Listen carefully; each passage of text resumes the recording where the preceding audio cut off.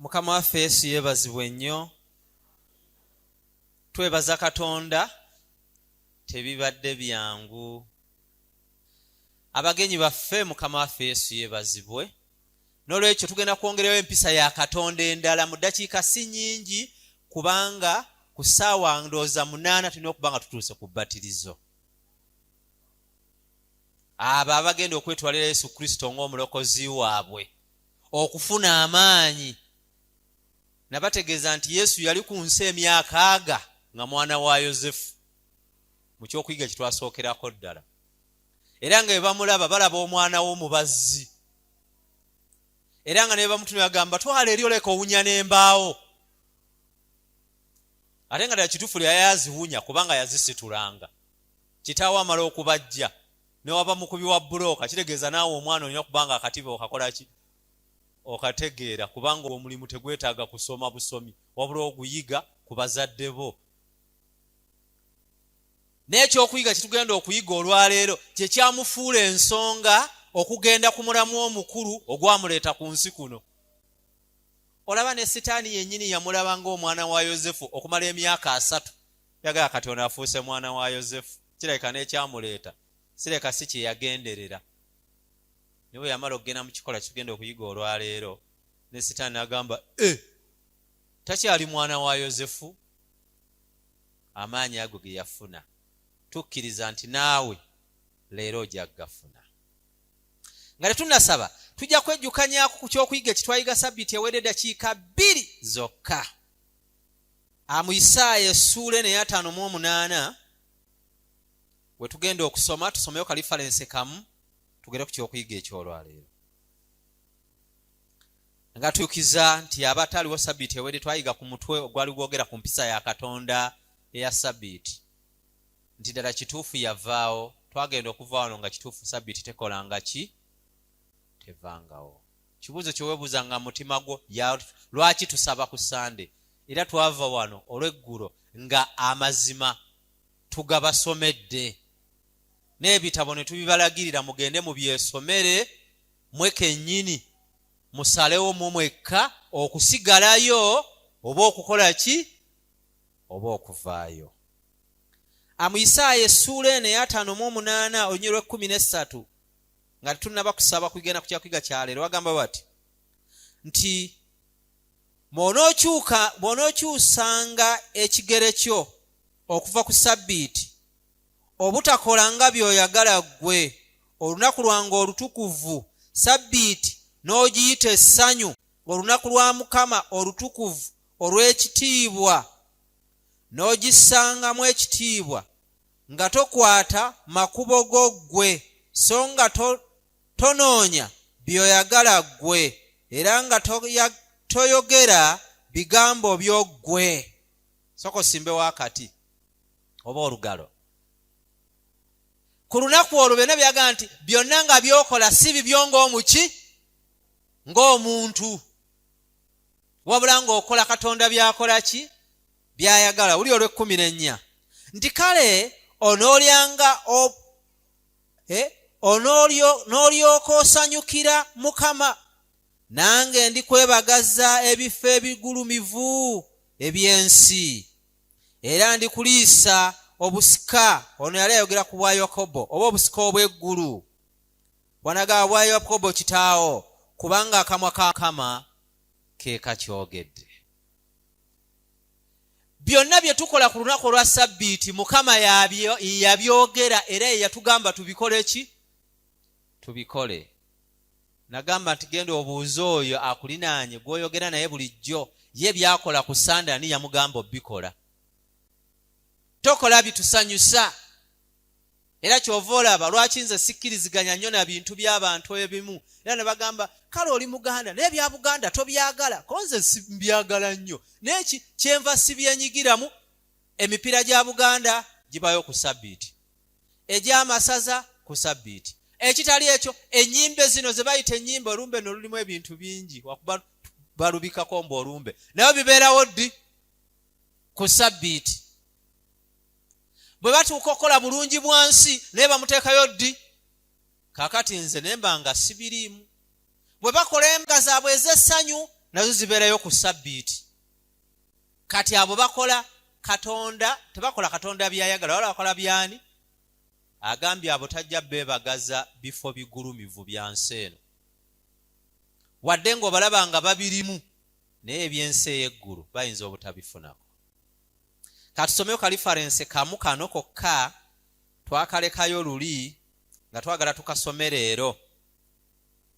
Kamu kokka kali mu kitabo ekiyitibwa Encyclopedia Britannica. Kano ka edition ey'omunaana akagamba Article Sunday. Oba etteeka lya Sunday. Agamba nti okukuuma olunaku lwa Sunday ng'etteeka lyava mu kiragiro kya Constantino mu mwaka ogwa 321 ng'ennaku z'omwezi 3 omwezi ogw'omusanvu. 321 after death oba AD oluvannyuma lwa Yesu Kristo okufa. Yesu ng'amaze okulinnya ng'agenze mu ggulu wayitawo emyaka 321 ne balyoka etteeka lino likola ki? Lifuluma. Aga nti ng'ekiragiro kino kigamba nti ekkooti z'abalamuzi zonna, abatuuze ab'omu bibuga byonna era n'amakolero nga byali byakuwummula ku lunaku lwa Sande, olunaku olw'okusinza Katonda njuba. Kyokka nga kino tekikwata ku balimi. Kwegamba abalimi bo tekibagaana genda ku Sande kwerimira nkumbi, ku Saturday ku Sande kwerimira nkumbi yaabwe. Naye nga amakolero buli kimu kirina kukola ki? Era olaba toyina wosanga banka nzigule ku Sande. Oluba luyita public, ne bw'ojja mu malwaliro ga gavumenti toyina nagwonenya nti naakebera omusaayi nga simusanzeeyo, akugamba tewalutegedde luno baalumyusa dda. Tebaalumyusa jjo, wabula baalumyusa dda 321 mu mwezi gw'omusanvu ng'ennaku z'omwezi 3. Kati Yesu okuva bwe yafa n'agenda leero guli mwaka 2020 kati byakyuka 321. Kati toola kola by'egyakayitawo naye nga kiteeso ky'abantu. Nolwekyo gwe yaliwo sabbiiti eri n'awazze sabbiiti y'olwaleero, Mukama waffe Yesu yeebazibwe. Bw'onootegeera nti etteeka lino teryali lya Katonda wabula tteeka lyali ly'abantu. Kati tugenda kwongera ku mpisa ya Katonda ey'okubiri. Katusabe. Oli mulungi Kitaffe, tukwebazizza kubanga bulijjo tolekera kwogera naffe.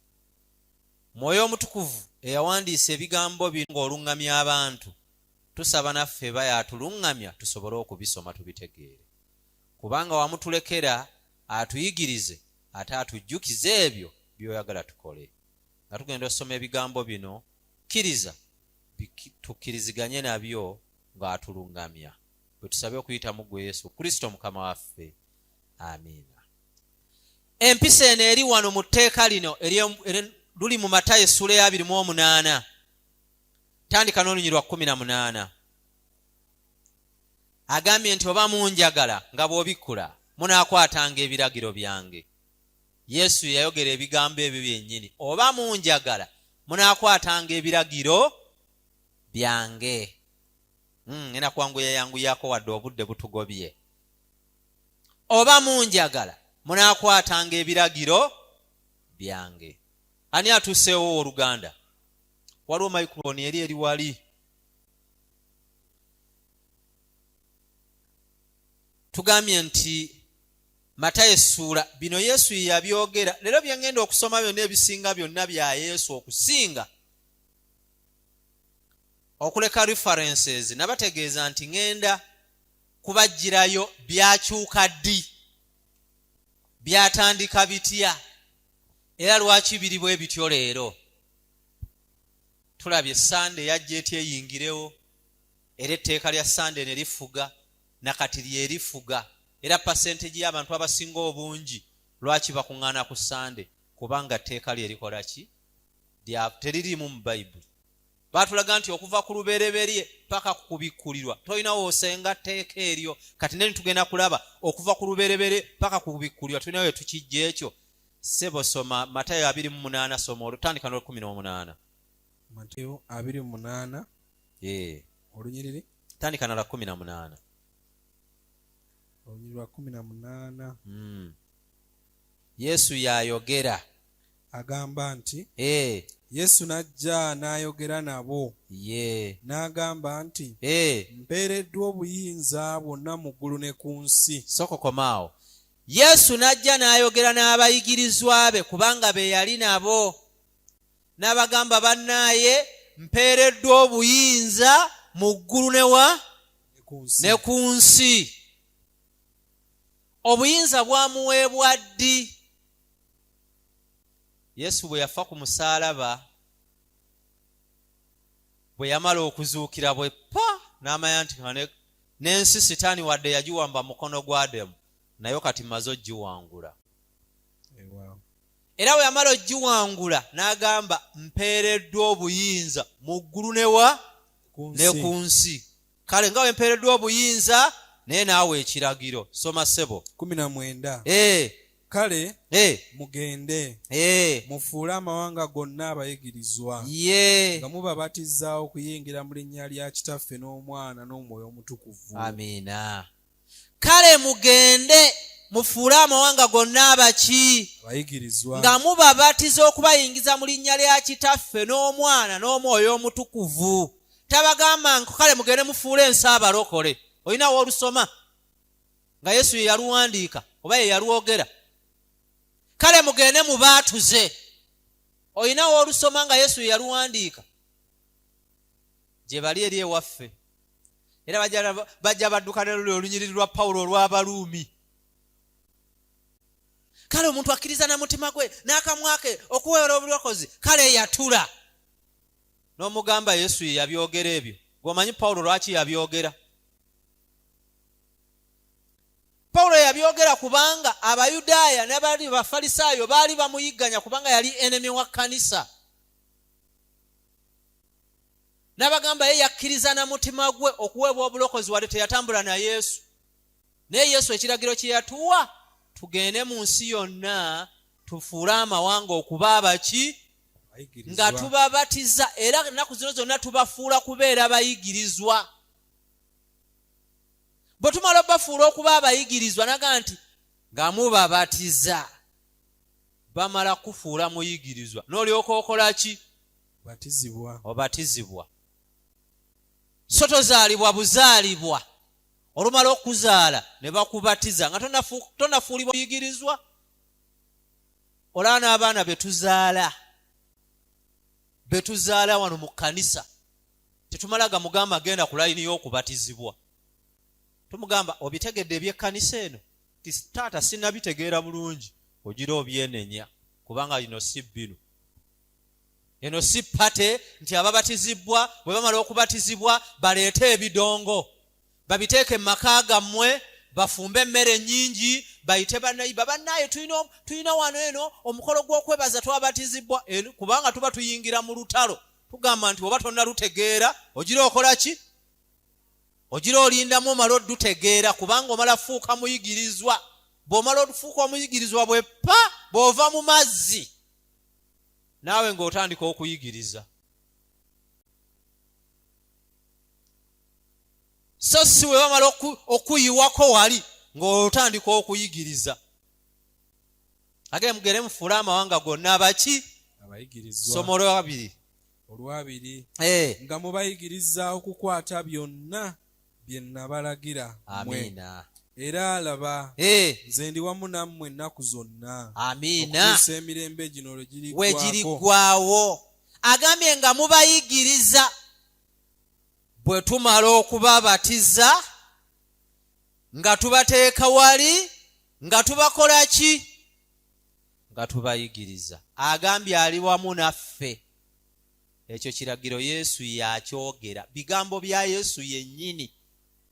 Si bya Pawulo, si bya Peetero, si bya batume bonna wabula bya Yesu ye nnyini. Wabanga ekiragiro ekyo Yesu yakyagira naye kyamutuukako. Matayo sura 3 soma sura 3 olunyiriri tandika n'olw'ekkumi n'essatu lugamba awo Yesu n'ava e Galilaaya n'atuuka ku Yoludaani eri Yokaana omubatize. Wabale amubatize. Sooka okomaawo. Aga nti awo Yesu n'ava e Galilaaya n'atuuka ku Yoludaani eri Yokaana amubatize. Yesu yajja yeta owuddeko nga bagamba nti maama we Maliya n'amuleeta. Olinawo olusomye mu Bayibuli eyo gy'olina, yinza okuba eyange yanjawulo, nti awo maama we Maliya n'amuleeta n'amutwala eri Yokaana amukole ki? Amubatize. Kirabika Mwoyo wa Katonda bwe yali awandiika kino Maliya yamwerabira, alabika yamusosola. Agambye yava e Galilaaya nga yeetambuza na bigere yekka. Mbu we yatuuka wali eri. Sebo soma kwa tukoma kula 17 soma lwe 14. Naye Yokaana yali ayagala okugaana ng'agamba nti nze neetaaga ggwe okumbatiza. Webale. Naye naawe ojja gye ndi. Olwe 15. Naye Yesu n'addamu n'amugamba nti kkiriza kaakano. Webale. Kubanga kikugwanira okutuukiriza bwe tutyo okutuukiriza obutuukirivu bwonna. Webale. Agambye kkiriza kaakano kubanga kitugwanira otuukiriza obutuukirivu bwonna. Omuntu yenna bw'abatizibwa aba atuukiriza butuukirivu bwa Yesu. Era gwali mu kibiina kino nga tonnaba kubatizibwa, oyinza okuba wabatizibwa naye okubatizibwa kwogenda otegeera olwaleero obanga si kuwabatizibwamu obutuukirivu tebunnaba kubeera gy'oli. Era oyinza obwerangirirako, si bwe buno bwe balangirira. Oba ono eyali eri gwe nawulira gwe baaziikula nti bamulangirire mu luse lw'abeesiimi. Awo si bwebwo. Buno obwa Yesu bwe yamala okubatizibwa obutuukirivu ogenda bulabaawo bwe yafuna. Kubanga si ye yabwewa. Bw'omala okubatizibwa obutuukirivu si ggwe obwewa. Sebo soma okkirire kuba obudde butugoba. N'alyoka amukkiriza. 16. Awo Yesu bwe yamala okubatizibwa amangu ago n'ava mu mazzi. Laba eggulu ne libikkuka. N'alaba Omwoyo gwa Katonda ng'akka kuva ku ye. Webale. ng'ejjiba ng'ajja ku ye. Webale. Agambye nti n'ava mu maki? Mu mazzi. Teyava ku bakuli. Yesu yali atambula. Yesu yali akola ki? Teyava ku bakuli. Sebo nze nange neeyimirira abaana 18 nga maze okusibwako emikono. 18 ne kalisiti nkalina. Nasibwako emikono mwaka gwa 97. N'okuva ku 97 paka 2000 neeyimirira abaana 18.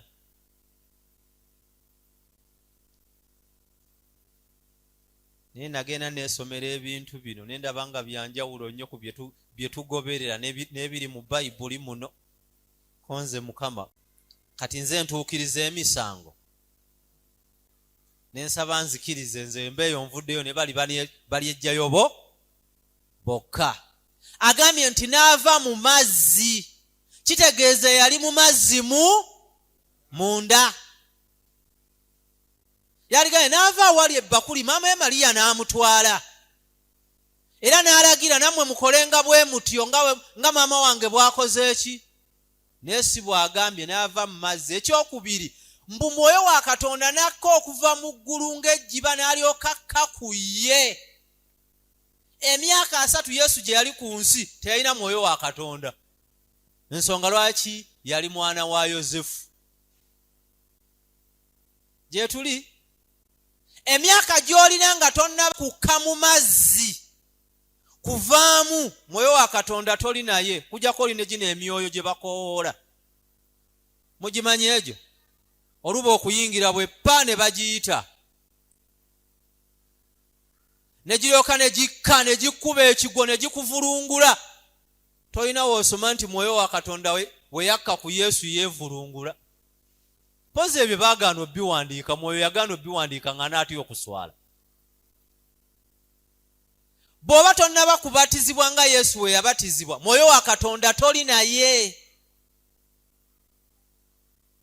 Kubanga Yesu yamala emyaka 30 ku nsi nga atambula nga talina mwoyo wa Katonda, nga mwana wa Yozefu. Era bw'osoma okuvaawo ebyaddako byonna tebyali birungi eri Yesu, teyaddeyo kwetikka ku lubaawo. N'egyali mikwano gye gyakyawa. N'Abafalisaayo bwe yagendanga mu kkuŋŋaaniro baamugobangamu. Ne bwe yasitukanga obusitusi okusomako ekitabo kyonna ky'asoma, baakubanga mukube ne bamufulumya ebweru ne bamugoba agende. Kubanga yali afunye amaanyi ag'enjawulo agatali ga bulijjo. Era kyova olaba omwana oba omukyala oba omwami oba omuvubuka asobola okubatizibwa bw'aba mwana ayawukana ne bazadde be, ne bamugamba omwana yasiriwadde.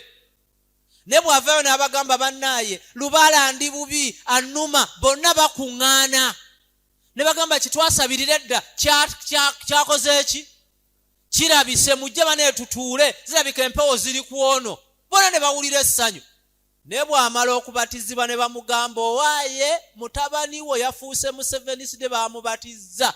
Bagamba nono bamukasukira na bukasukizi. Ne bw'abeera mukazi, omusajja amugamba ddayo mu babbaabo, kubanga abamaze okufuna amaanyi agaki? Ag'enjawulo. Bwe yamala okubatizibwa n'ava mu mazzi, teyava ku bbakuli. Bw'ova ku bbakuli tofuna mwoyo, kuba anoonya wayinza okugwa newakola ki? Abava ku bbakuli babeera mu bugoye. Kakati anaagwawa? Bwe yafuna mwoyo oyo, bw'osoma essuula ey'okuna, Sitaani n'atandika omumujeeza. Naye emyaka giri gyonna 3 gwama Sitaani teyaliiko ku nsi, kuba ye yamusookako. Namugamba ono takyali mwana wa Yozefu, afuuse owaki? Bw'omala okubatizibwa ofuuka ow'enjawulo. Oba ofunye ekkubo erikutwala mu bwakabaka obutakola ki? Era entalo ezitandika okuyirawo zonna teziba zizo, ziba za Katonda. Kuba Sitaani aba alwana akukola ki? Akuzzeeyo. Wulira kano. Agamba nti lino lyekkubo lyokka eriyingiza omuntu mu bwakabaka obutakola ki? Obutaggwaawo. Era Yesu we yamala okukola ekyo n'agamba amaanyi kati ngafunye. Kati ke ngafunye kantandike. Era bwe yafuna mwoyo mutukuvu n'akka ku ye n'atandika okubuulira ekigambo. Emyaka gyali emeka? 3 gyokka n'alyoka atuukiriza missioni ye. Ne mu myaka 3 yali talina waagitandikira, kubanga mwoyo wa Katonda yali tannaba kukka ku ye, kubanga yali tannatuukiriza butuukirivu bwo bwonna. Batudde mu kifo kino nga tonnaba kubatizibwa, nga tonnatuukiriza butuukirivu bwa Yesu Kristo, agambye yava mu mazzi. Ekigambo ky'okubatiza kigambo kya Luyonaani. Abangi baakisigazaayo mu nnimi zaabwe, naye nga amakulu gaakyo kiri kunnyika oba kunaaba. Lwe lulimi Oluganda oluki? Olutuufu. Eri Bayibuli lero ennene saatambudde nayo nagirese we nayigidde lesson. Wenkutte eno.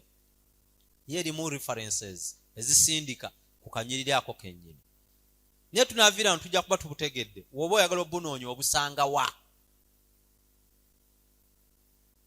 Waliwo akatabo kali ke tuyite Ezabbuli, evanjiri n'Ezabbuli. Timutera kubeera nabo eno. Akange nakalina nawe nakawa ogenda okukasoma teyakanziriza, saddamu nakumulabako nakati. Ate okukanoonya okukafuna si kangu. Kannyonnyola bulungi ti okubatiza kigambo kya lulimi Luyonaani. Amakulu gaakyo kitegeeza kunnyika oba kunaaba. Kati nga bagamba nti nnyika ebijanjaalo ebyo, ng'olonda bulunzi ennyo ebijanjaalo ng'ofuna amazzi ng'okwata mu wotajjaga ng'omansaako bw'oti ng'ogenda nga maama waako mawaga wabimaze nabinnyise bagenda obbijjayo nga n'okukalaga akoze eki kanjagala ombuulira akubalangaani tandiko gawe oba omwana alina akatuli ku mutwe namugaye kunnyika bijanjaalo yabimansizaako maki okubatiza si kumansa okubatiza agambye nti kigambo kya nnyonani kitegeeza amakulu gaakyo okukola ki kunnyika kuba ne Yesu baamunnyika buki bunnyisi soma mu Maka essula y'e16 soma olw'e15 ne16 Maka 16 Yesu yayogera tetunnaba kwogera kukwata ku mulala kubanga tujja kukoma ku Yesu yekka ndowooza Maka 16 olunyiriri soma olw'e15 15 agamba n'abagamba nti mugende mu nsi zonna mbuulire enjiri eri ebitonde byonna akkiriza n'abatizibwa kembadde njagalayo alirokoka. Ekyo Yesu ye yakyogera. Naye atakkiriza omusango gulimusinga. Weebale nti mugende mu nsi zonna mbulye enjiri, ekyo n'akimalaga. Akkiriza n'abatizibwa alikola ki? Alirokoka. Katoli najja ngadduka n'ekiwagu n'akuleeterako omunwe gumu n'agamba kkiriza nakamwako oyatule obulokozi. Notandika ayi Yesu nzikiriza okuva na leero aze na munwe. Agambye nti akkiriza kitegeeza akkiriza okubatizibwa aba ategeera, era bw'amala okukkiriza okubatizibwa nga yeteekerateekera oluguudo lw'okutuuka ku bulokozi.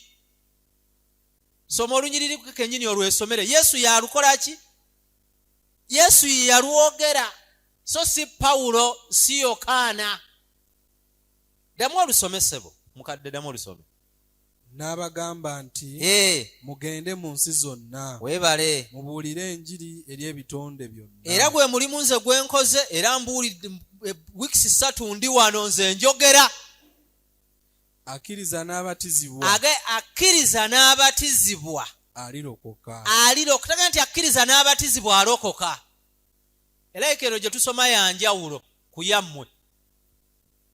Tununawo bulungi ye bw'omala okukkiriza n'obatizibwa ng'olokose. Ezammwe ezigamba eyo. Lwaki alirokoka? Kubanga Yesu yagaba obulokozi. Era bw'alijja okutunona yagenda otuwa empeera ey'obulokozi. So si muntu munno yakwatuza obulokozi. Ani yamugamba? Alusomawa. Bw'okkiriza n'obatizibwa nga weeteekerateekera okulokolebwa, ng'oyingidde mu kkubo ery'okulongoosa agenda okuleetera empeerayo nga weeteeseteese buki? Bulungi. Okkiriza wekka gwe kennyini, teri akukkiririzisa.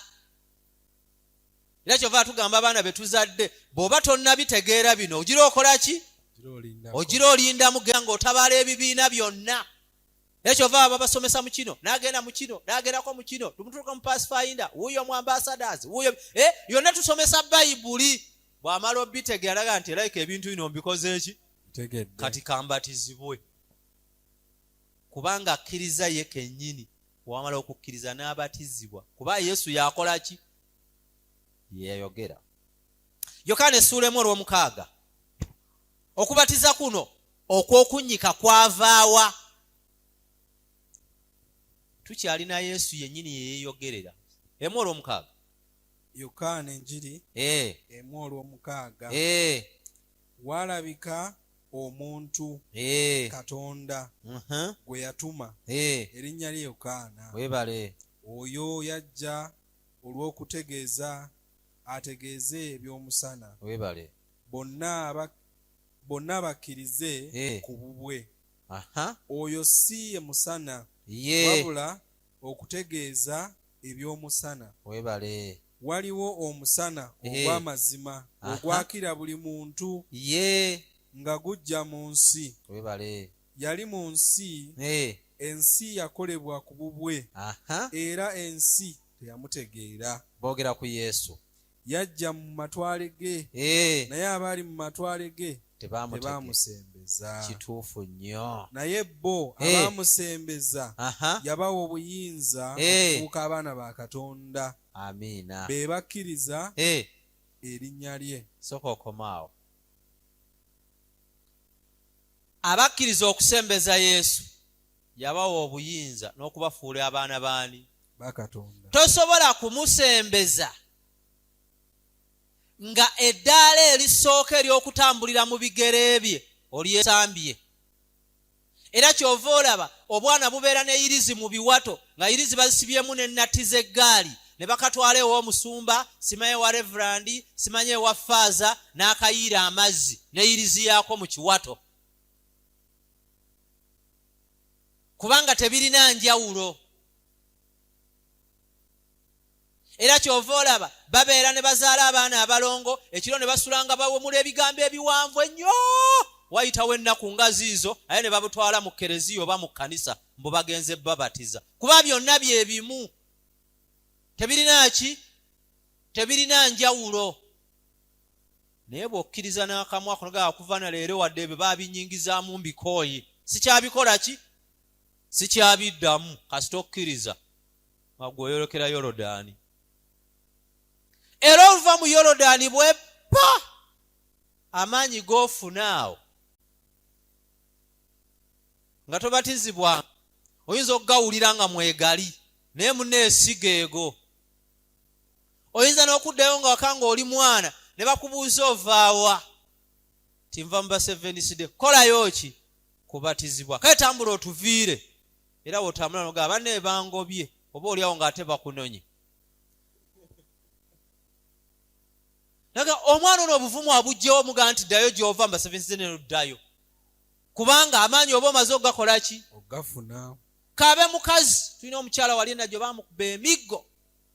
Naye na guno gwako akyalimu yaganze nayingira oba nzi paka omusajja bwe yamukola ki? Bwe yamuvaako. Kasita okkiriza n'obatizibwa.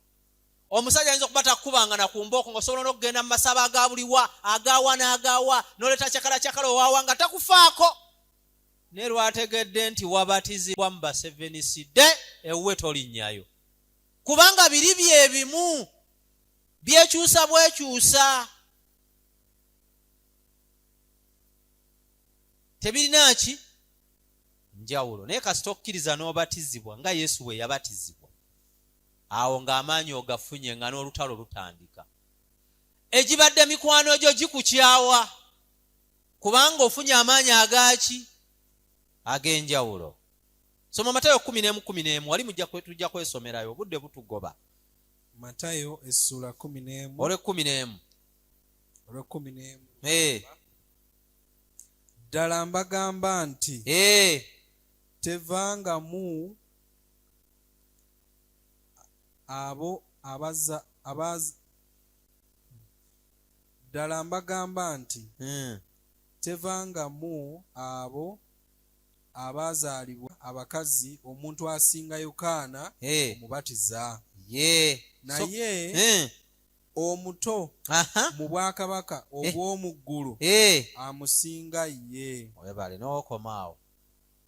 Kyagezaako okugamba nti mu nsi teriyo omukazi ayinza kuzaala mwana asinga Yokaana mubatiza maanyi.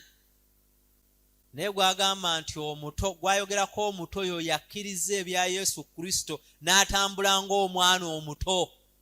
Bw'omala okubatizibwa obeera muto mu bwakabaka obwa Katonda, olwoba otandika buki?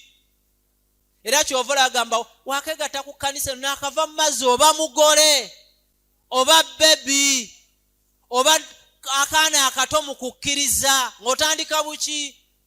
Bw'omala n'alyoka oyigirizibwa, kubaga nti amala okukkiriza n'abatizibwa ng'olwo alyoka ayigirizibwa byonna Yesu bwe yagambye. Yokaana yakolanga omulimu gwe ogw'okubatiza. Naye agamba nti be yabatizanga we baddeyo okubeera abaana abato mu kukkiriza ate baamusinganga, kubanga baayiganga Katonda byakola ki? byayagala. Ennyiriri nnyingi. Bw'osoma mu Efeso 5:4-5 olugamba nti okubatizibwa kumu n'okukkiriza kumu nga bwe mutuukayo. Okubatiza si kwa mirundi mingi. Kigambo baptism bagaye kirimi kya Luyonaani kitegeeza okunnyika wano ewaffe, wano wenkulidde wenjogerera olulimi luno lwenjogera. Abalala ewaabwe simanyi lulimi bwe balwogera. Ng'omanyi ebintu ebimu wano byasigalawo. Era n'oba otuma omwana ebbokisi y'emmere omwana oteeka enva, simanyi bw'oyinza jjogera mu lulimi Luganda. Era omugamba genda olete ebbokisi tuteekemu enva. Era ogera okulaba ng'ebbokisi agikoze eki? Ng'ebbokisi agireese. Era okigedde kubanga w'okyogedde ye waakikola ki? Kubanga ebigambo by'Oluganda wano bingi nnyo ebyakyukamu obukyusi. Jjajjaffe yali atunyumiza edda obugero nga tannafa. N'agamba Abazungu bwe bajja baayogera ekigambo eky'Oluzungu ekyavaamu ekigambo omulongooti. Baagamba nti bwe baatuuka ku ekkololo nga waliwo omulongo, tegamba nti such a longo tree. Ne bagamba muki? Omulongooti. Kati ye ekyo kye yakola ki? Ye kye baateegera. Bulijjo kiti naye tukalabanga kawanvu bwe katyo. Era buli we guli ne bw'osanga omwana omutagamba omulongooti guliwa? Mulongooti guuguli. Kati ffe wano ekigambe w'okitegeerera ne wekikola ki? Wekitambulira.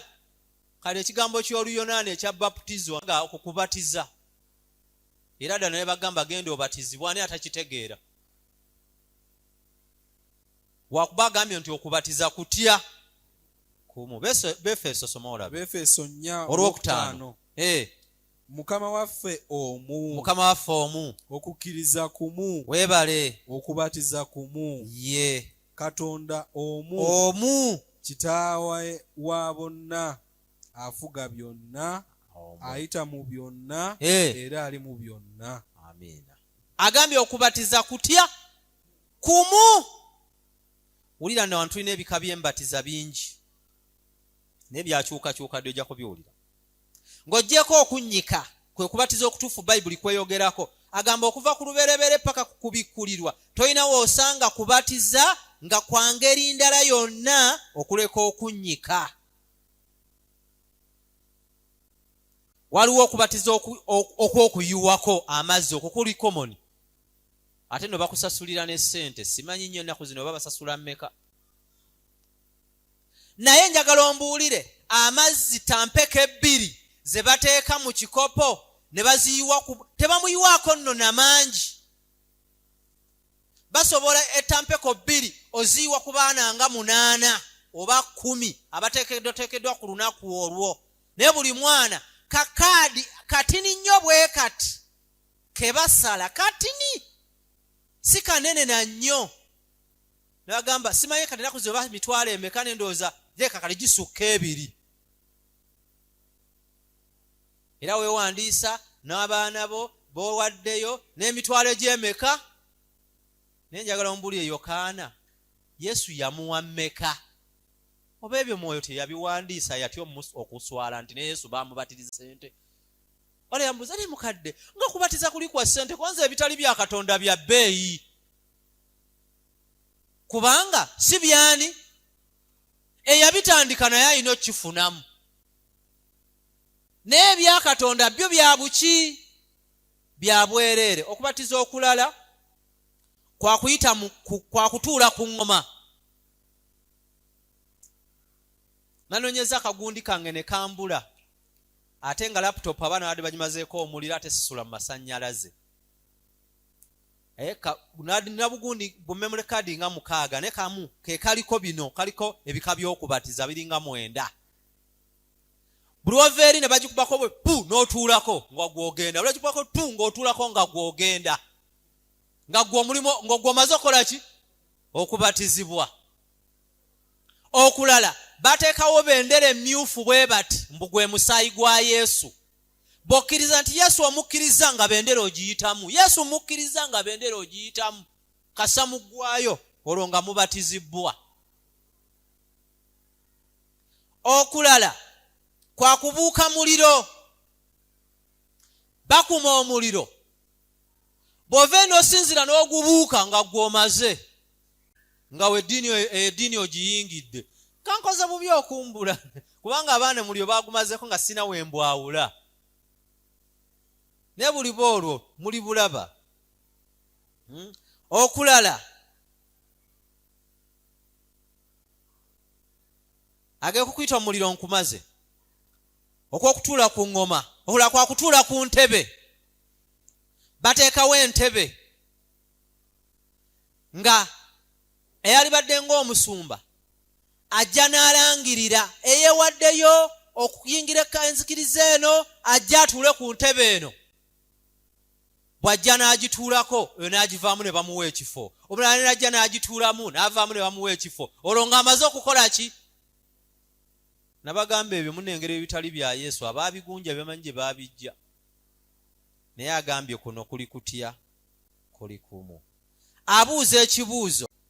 Bwe kuba nga okubatiza kwa Makko 16:16 kugamba nti akkiriza n'abatizibwa alirokolebwa, abayigirizwa bo we baabeerawo baakola batya? Bikolwa by'Abatume 8:37. Leo buno bumpi nnyo kubanga eddakiika. Bikolwa by'Abatume ssuula 8 olunyiriri lwa 37. Filipo n'agamba nti obanga okkiriza. Ddayo waggulu ku lwa 35 tuveeyo bulungi. 35. Filipo n'ayasama akamwa ke n'asookera ku kyawandiikibwa kino n'amubuulira Yesu. Awo bwe baali batambula mu kkubo batuuka awaali amazzi. Omulaawe n'agamba nti laba amazzi, kiki ekindobera okubatizibwa? Filipo n'amugamba nti obanga okkiriza n'omutima gwo gwonna weebale kirungi. N'addamu n'agamba nti nzikiriza Yesu Kristo nga ye mwana wa Katonda. Amiina. 38. N'alagira eggaali okuyimirira ne bakka bombi mu mazzi. So komaawo ne bagenda bonna we bateeseteese ekibakuli. We bagambye bakka bombi mu maki? Mu mazzi. Kitegeeza gaali mateekete kubanga galina mu kinyaawo. Wayagamba yina pa amazzi kiki ekimulobera okubatizibwa ko ye nzikiriza. Bwe yayogera naye bw'osoma eri waggulu essuula waggulu yonna gy'oneetandikira yali musajja nno naggagga ng'alina ku ggaali ye. Filipo yalemulaba n'agibuukira n'atandika okumubuulira ku bulungi bwa Katonda. Namugamba oba okkiriza Yesu oyo okkiriza obatizibwe. Ne bakka bonna mu maki? Mu mazzi. Abo batume. Abatume nabo baabatizanga bakola ki? Bannyika. Katulabeyo omutume omulala. Luka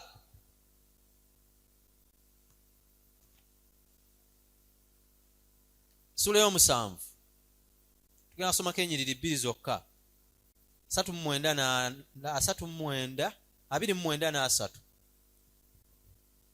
Luka essula 7 olunyiriri 29 n'olwa 3.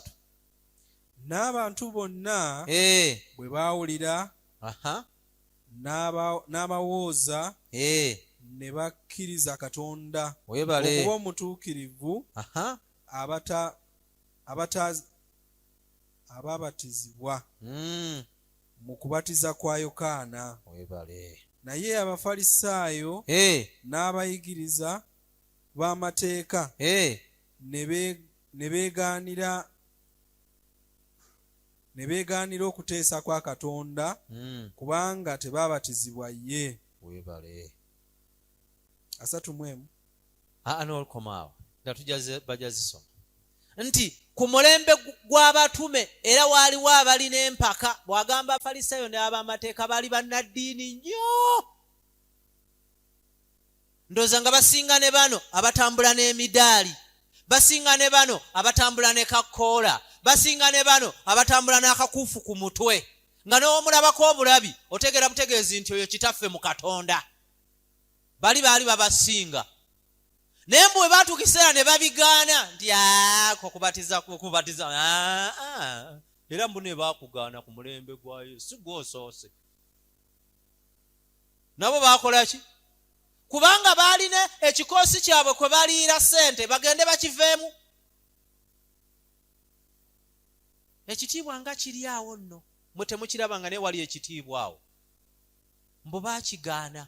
Abuuza ekibuuzo olw'obudde, ani yakyusa okubatiza kuno? N'ateekawo abatuula ku ntebe, n'ateekawo abatuula ku ngoma, n'ateekawo abayita wansi wa bendera, n'ateekawo ababuuka omuliro, n'ateekawo abamansa amazzi mu kyenyi. Ani yakyusa? Ng'ate tulabye abatume ne Yesu yennyini ge gwali omulamu omukulu, ye yasookerwako era yagamba tukikole. Ani yakyusa? Mumpulirize. Gye muli, Sabiti ewedde naleka mbagambye munoonye ku katikisimu zino. Era kyemmanyi abamu mwazinoonyezzaako, naye mufube si kyangu nnyo zifuna. Okuleka ffe abateekako emidaali ne tugenda ne tuziyiga. Naye kakati Nelson katandise tuteeka ku mitimbagano, simanyi nti banaatukkiriza okuddayo okuyingira mu bigo. Kale tubaye tugibuulirira eyo wansi nsi eyo nga yonna tuyingira. Naye manyi Mukama ajja tusobozesa. Agamba nti reference osooka gamba nti katikisimu eno esooka bagiyita katikisimu ey'abasooka n'abasakalamento. Bwe tugenda eri okusoma ku kigo waliyo emigigi, naye omugigi ogusooka waliyo katikisimu esooka ey'abakola ki? Era bw'oba osaba ey'abasooka n'ebikula peegi ey'anamu ogenda kulabako okubatiza kwe kuliwo okutuufu. Ega nti okubatiza okusooka kwe kuliwa okutuufu. Agamba okubatiza okusooka okutuufu ku mirembe gy'edda ne Yesu Kristo yabatizibwa annyikibwa. N'emirembe egagenda gikyuka, abasajja ab'amaanyi n'abakazi ab'ebitiibwa ne bakugaana. Kyeva babava olwaleero nga bayiwako buki? Era kwe kubatiza okutuufu. Kati babatiza baana baki? Bato. Agamba ebyafaayo by'okuyiwa mu kyenyi. Njagala ompulirize bulungi. Bino ebitabo oba oyagala ojja byenoonyeza. Agamba mu eddi kitegeeza nti after death, nga Yesu amaze okukola ki? Okufa.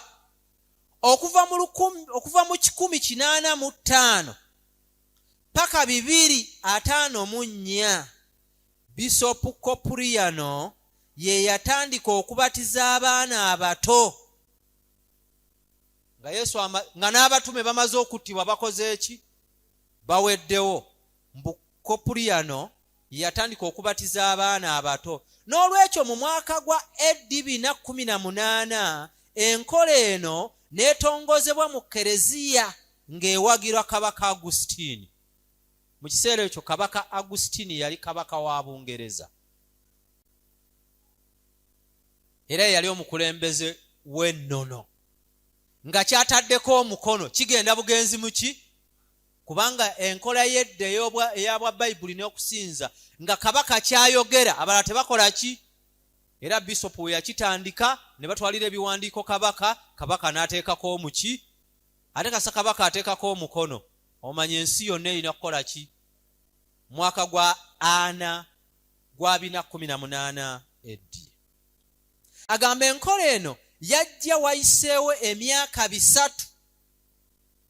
Agamba nti weewuunye omutume Yesu eyasembayo okufa yafa mu eddi 97.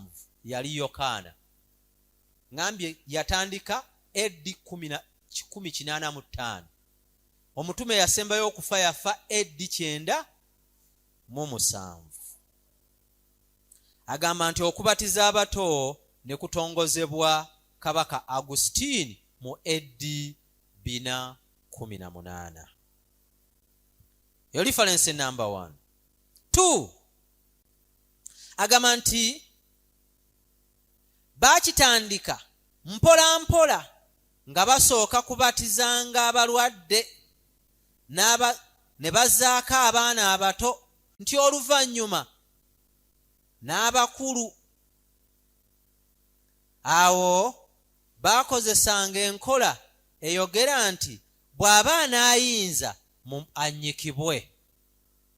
Singa baaleetanga omuntu ng'agonzegonze emyaka gimuyiseeyiseeko nga bagamba taasobole kunnyikibwa, oyo tumuyiwa tumumanseeko bumansi, nakyo kisigala kye kitya.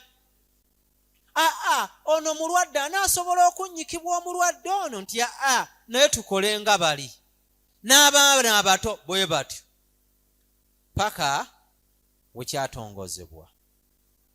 Agamba katikisimu ey'okunoganya eddiini mujjujjukira gye nabagamba luli, ne peegi mukyazijjukira. Ne kale mulinza okuba mwawandiika mugenda muzisome gyebiri nga bituufu. Agamba katikisimu eno ey'okunoganya eddiini peegi ya 127 walaga okuyiwa mu kyenyi kyatandika mu mwaka gwa 1200 eddi ekereziya mu nsi yonna n'etandika okikola. Kati gwe nsimanyi gwe yakakiraba mu mwaka gwa 2025 kati tuli mu 2023 ate kikyagenda mu ki naye kyatongozebwa mu butongole obutaddayo kunnyikibwa mwaka gwa 1200. Awo okuva awo tebaddayo kukola ki? Kunnyika muntu n'omu. Awo enkola y'okuyiira obwana amazzi mu kyenyi n'egenda mu maaso. Agamba nti okumansira oba okufukako amazzi mu kyenyi ng'okubatiza tekwakkirizibwa mu butongole okutuusa mu mwaka gwa 1311 eddi we kwatongozebwa mu lukuŋŋaana lwa Levina Council. Levina Council lwe lukuŋŋaana olwatwalanga enzikiriza zonna mu nsi yonna. Bw'aba ayagala okusanga ebintu no ng'ayagala obisoma mu butuufu bwabyo, biri katabo ke bayita katikisimu etandika oba ey'okunoganya eddiini peegi eya 17 ey'Oluganda etali ya lulimi lulala lwonna naye ey'oluki ey'Oluganda. Ojja bisangayo. Kandekeraawo kubanga obudde bugenze, naye nga okuva ku lubereberye paka kubikkulirwa okubatizibwa kwa kunnyika mu mazzi ng'ate maki mangi. Kuli okulala kwatuusibwa kanso. Nabategeeza nti Yesu oli gwe basitula ye kanso yemuteesa nga tutandika nga 8 era ye kye bateesa kye bakola ki? Takaya na mwana muto kubanga ye ebyamusukkako tasobola kwogera era buli kyobuuza agamba buuza ani? Buuza maama. Oyagala kusaba maama waali awo mutegeeze sala zaja zikola ki? Naye ono waffe yeeyogerera. Kati byeyogera yennyini bye mbadde nsoma. Njagala owulirize ennyiriri zino si nnyingi, ziri ennyiriri 1-2 tulekeraawo. Olusooka luli mu Peetero ekisooka sula 2 olunyiriri 21. Biseemu speed kubanga obudde butugobye. Peetero ekisooka 2:21 sula 2 olunyiriri 21 lugamba kubanga ekyo kye mwayitirwa kubanga era Kristo yabonyaabonyezebwa ku lwammwe. Amiina. Ng'abalekera ekyokulabirako mulyoke mutambulirenga mu bigere bye. Weebale. Ataakola kibi newankubadde obukuusa tebwalabika mu kamwa ke. Weebale. Bwe yavumibwa ataavuma nate. Weebale. Bwe yabonyaabonyezebwa ataakanga. Abira bajja bisoma. Naye agambye nti yatulekera ekyo ng'ekyokukola ki? Ekiri ku maaso gaffe ekiri ku ngulu. kubanga bwe yamala okukola byonna tebaabisiima n'okumutegeera tebaamutegeera era ne bamukola byonna bye baakola paka bwe baamugja ku nsi. Naye gwali wano olwaleero ng'ekikolwa ekyo tekikutuukangako nga tokirowoozangako nga newe bwakya ne bakola ku kyasooka ng'oli mu muto tewabitegeera. Era kyova olaba tefeeyo tumala okukubatiza tetukola nnyo pate ziri awo kuba tumanya naawe oyingidde mu lutalo lugenda kusookera kuba kwetoolodde b'obeera nabo mu makaago. Bwe lunaavaawo lugende kuba okola nabo ku mirimu. Anti bwe banaakola lositayo okukola emirimu nga gwogamba nze baneeyo ku Saturday sikyalukola. Ati wasiriwala ddi nno ggwe? Wasiriwala kuva ddi? Naawe olutalo lukole ki? Lutandike. Bwe lunaavaawo lugende mu mikwano gyo. Anti bwe bategeka obubaka obw'okulyamu balutegeka ku Saturday ng'obagamba banenze sikyasobola. Oga weyonooneka ddi? Olutalo lugendeddwa mu maaso kubanga sitaani takyagalira ddala. Era walaba nga mission egenda kutuukirira ng'oweewaayo obulamu bw'okkirize Yesu ng'atandika okugamba linda mukko ekyo tokigendamu, linda mukko gwe kyogendamu okimanyi, bagambe nkyabinnyonnyoka nja kumala byetegereza. Naye agambye yatulekera ekyokukola ki? Ekyokulabirako. Okuva na leero naffe tukitambuliremu tukirabireko ate tumanyi kiri ekkubo erigenda tuusa mu bulamu obutaggwaawo. Olunyiriro lwalu luno luli mu Yokaana essula esooka. Zino alizisomye lwaggulo. Ne tunaava mu kubatizibwa ate nange ngenda kubeerayo ne class. Nyinza obutasobola kubimalayo nyina okutabeera wano. Yokaana essula baluwa ya Yokaana esooka. Eno baluwa eri eno maaso. Essula 2 nyiri wa 6.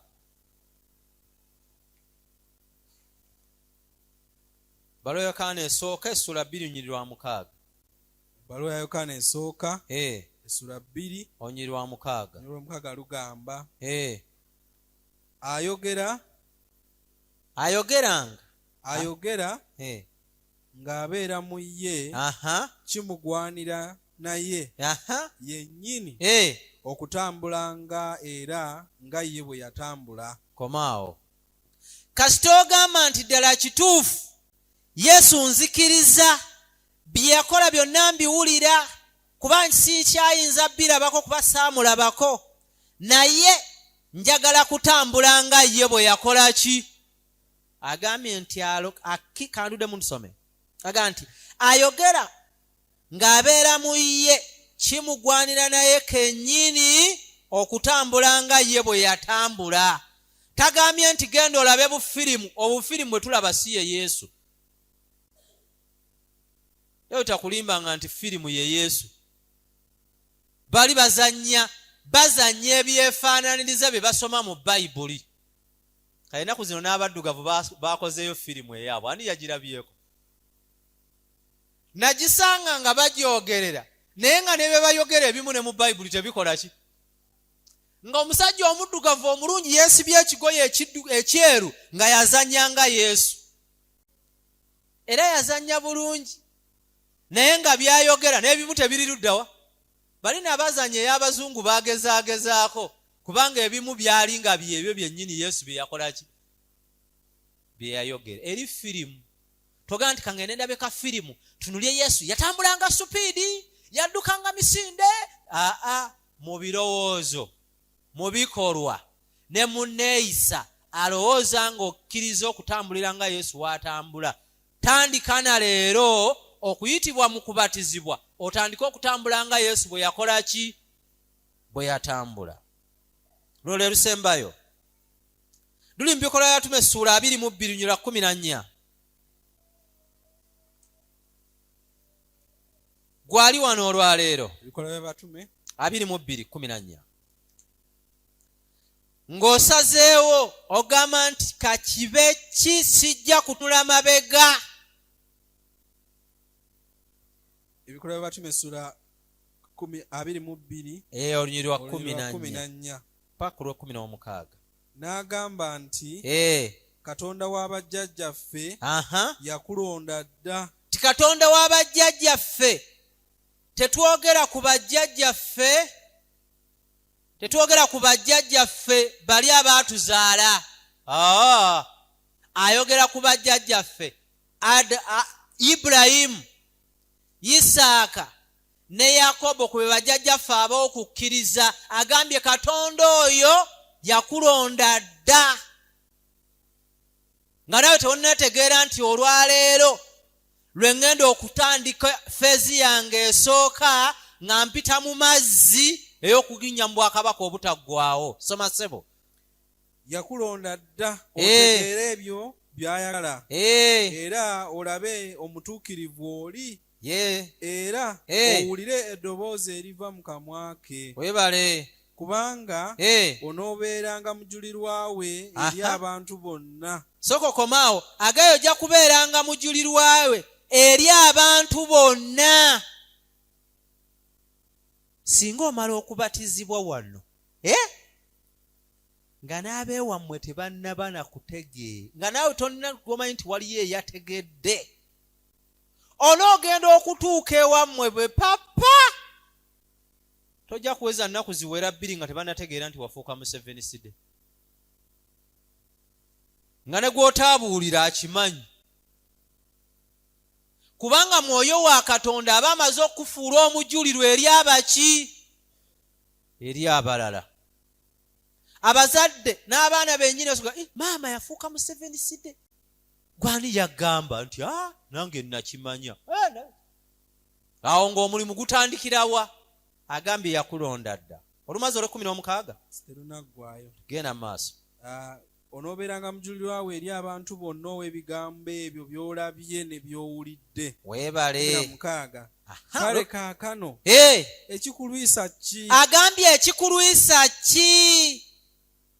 Golokoka. Golokoka. Obatizibwe. Amiina. Onaaze ebibi byo. Onaaze ebibi bye ebyava mu ntandikwa y'obuzaale bwo. Nga weegayirira erinnya lye. Nga weegaana erinnya ly'oyo.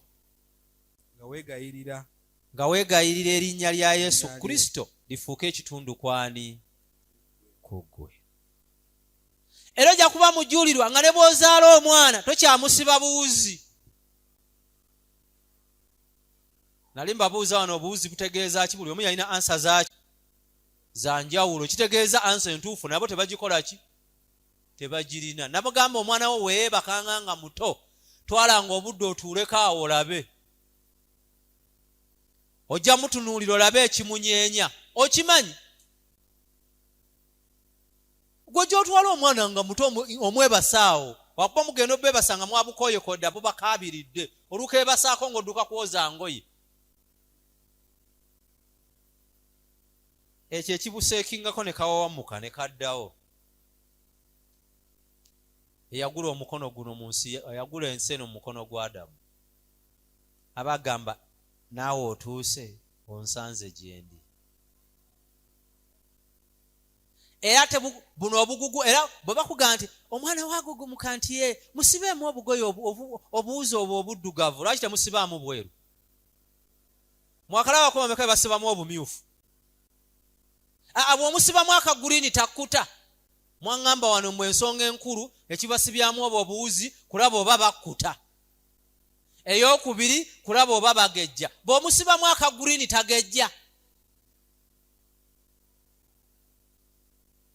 Kati yagaye nti weegaanire ddala ago amaanyi g'omubi, kubanga gafuna kuva mu ntandikwa ya nsi eriwa nga wakatonnya ku nsi eno.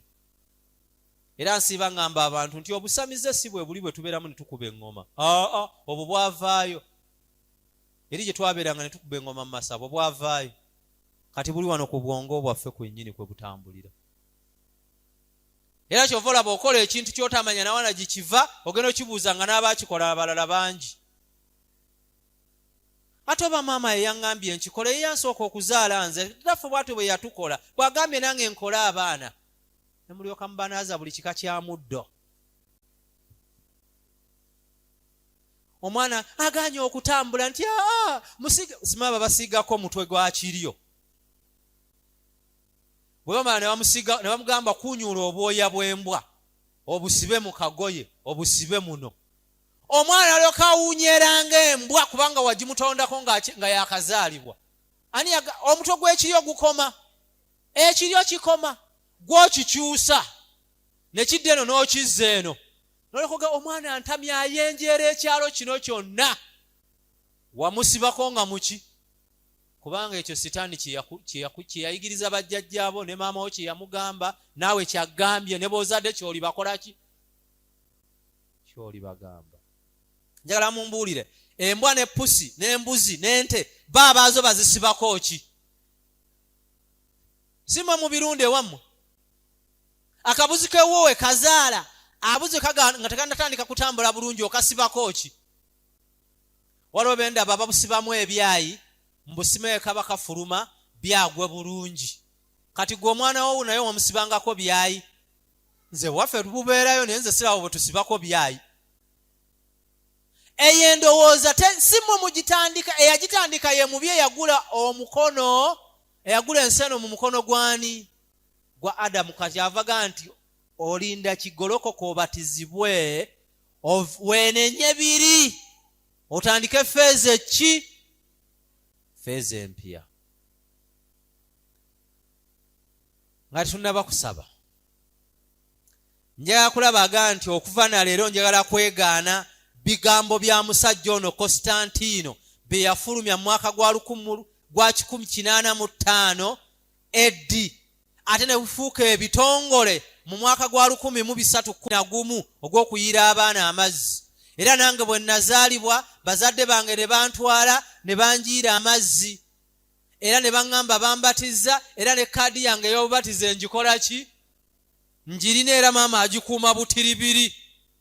Nabategeeza ezaffe gye ziri eri ewajjajja. Era yange nagirabako ne mugala jjajja kampe nkayuze, ko ye gwe akasasulira ssente. Yakannyima kuba era ninja kukayuzaamu kuba tekakyalina muki? Tekakyalina mugaso.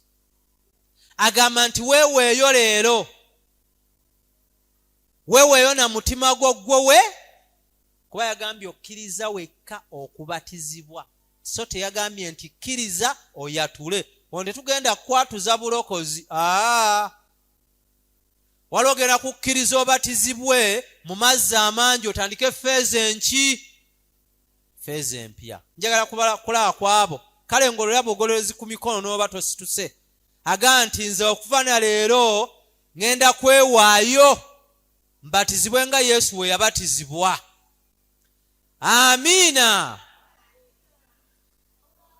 Kale katusabe. Katusabe. Tukwebaziza Kitaffe kuba okkiriza okulaga obulimba obwali mu nsi nga ffe tunaba kubeera ku nsi kuno. Abaatuula ne bateesa okukyusakyusa ebintu byo nga ggwe wabitegeka ne babikyusa. Baali bantu, Kitaffe tebalina musango kubanga nabo bwe baalowooza. Ffe tusaba ssebo ssaawa y'olwaleero abaana bo b'obulenzi n'ab'obuwala abeewaddeyo okukugoberera nga bayitibwa mu kunnyikibwa, nga beegaana amaanyi g'omubi agaabayiibwako amazzi mu kyenyi, oba babatuuza ku ntebe, oba babayisa wansi wa bendera, oba bababuusa muliro, oba babakozesa enkola yonna endala nga kwali kunnyika. Basazeewo okugyegaana bannyikibwe nga gwe wannyikibwa. Amaanyi ga Mwoyo ge wafuna Yesu Kristo ge tusaba nabo bagafune batambule mu nsi muno ng'otambula nabo, kuba batusuubizza togenda baleka paka ensi eno bweriggwawo. Eriyo abalala abali mu ttengetenge ly'okusalawo nga tuli nabo wano, n'abalala nga bali eyo. Abamu bajja biwulira buwulizi. Kitaffe nga basazeewo kkiriza okubasembeza nabo bafuuke abaana bo, kubanga ogwo omukisa wagutuwa.